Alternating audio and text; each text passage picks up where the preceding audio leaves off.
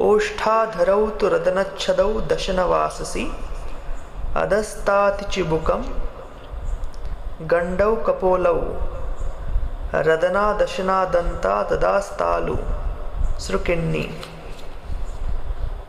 क्लिबे घ्राणम गंधवः घोना NASA च नासिका. तर तुम्ही म्हणशाल एवढ्याशा चित्रामध्ये एवढ्या सगळ्या गोष्टी कुठं दिसत आहेत. तर नाही, संस्कृतमध्ये एका शब्दासाठी अनेक पर्यायी शब्द आहेत. जसं ओष्ठाधरौ तु रदनच्छदौ दशनवाससी, हे ओठासाठी वापरलंय, ज्यामध्ये रदन आणि दशन म्हणजे दात. तर ज्यांनी दाताला झाकलं जात आहे असे ओष्ठ किंवा अधर. तसंच चिबू म्हणजे हनुवटी. तर अधस्तात चिबुकम.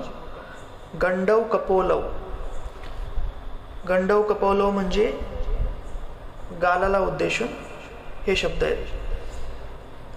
तसेच रदना दशना दंता ददास्तालू हे दातासाठी शब्द आहेत. आणि शेवटचं म्हणजे क्लिबे घ्राणम गंधवः घोना नासा च नासिका, हे नाकासाठी वापरलेले पर्यायी शब्द आहेत. अमरकोश.